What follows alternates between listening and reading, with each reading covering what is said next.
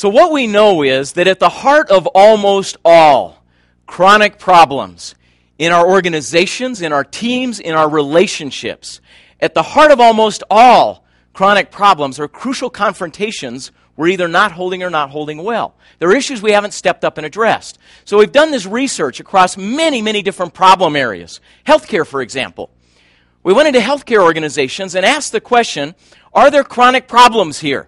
And it turns out there are patient safety problems. We have problems with mistakes and near mistakes, year after year, that kill literally tens of thousands of people in the United States. And we wondered, is there something at the heart of that we're doing that is perpetuating these problems?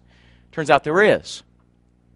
It turns out that about 80% of healthcare workers say they work regularly, hold your breath here, they work regularly with people they would describe as incompetent. Do you think that would create problems? We found it does. But that's not the problem. The problem is not that we have people that work with those that they judge as less than competent at times. For example, we worked in an emergency room one time where they said there's a nurse here who is terrible at assessing patients. Now, what do they do in emergency rooms? Just kind of this, right? We assess patients, and we try to triage and diagnose and so on. They said, this nurse is terrible at assessment. And I said, well, play that out for me. Tell me how this works out. This nurse said, well, just the other day, I walked through the hospital, and I saw that she was in a treatment room with one of the little children here in the hospital. This was a pediatric hospital. She said, I walked by, and I noticed she was checking him, and later on when I came back, I saw her coming out of the room. And so I stopped her, and I said, how's the little boy doing? This is the first sign of problems. If in your organizations you have people double-checking other people's work, it's a sign that you haven't resolved the real issue. She says, how's the little boy doing? The other nurse says, well, I think he's going to be fine. I'm moving on to the next patient. She said, I walked off to start my next assignment and just had that little nagging doubt, second sign of problems. If you have nagging doubts about people's work, odds are that there's a more chronic issue you haven't addressed. She said, so I went back into the room and I looked for the boy and he wasn't there. She said, I turned around to look and see if he'd wandered off, but then sort of this thought struck me. I looked over the table. He'd fallen over backwards and had gone into cardiac arrest. His heart had stopped.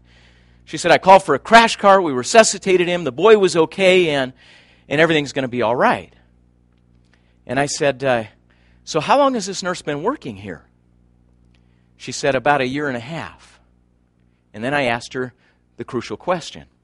Here's what we know from our research. We know that if a nurse in a healthcare organization is judged as incompetent, the odds are less than 1 in 8 that anybody is going to speak up and confront that competence problem. Do you think that contributes to errors? Oh, yes. In fact, this is what drives errors in many cases. If the person judged to be incompetent is a doctor, the odds are less than 1 in 100 that anybody is going to step up and have the crucial confrontation with that person.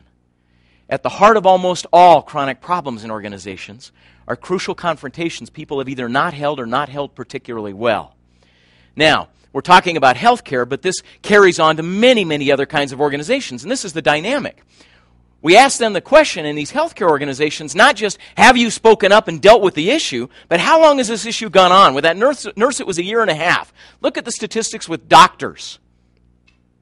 And does that trouble you? Look in how many cases the problems will persist for 1 year to 5 years, or 5 years or longer, and how many patients are treated or touched during those intervals. What we're talking about here is the heart of organizational effectiveness, the heart of personal effectiveness. And if you and your organizations do not increase your capacity to confront, discuss, and resolve these kinds of crucial issues, we pay an enormous price year over year over year. So, then we started to ask the question, all right, we know these issues have to be addressed, but how do you do it? How do you do it, and how do you do it well? So we spent over 10,000 hours watching people in the course of crucial confrontations, trying to figure out what they do that makes it either work or not work. Which ones go well and resolve problems, which ones go poorly and end up causing the problems to worsen or persist. What we found is there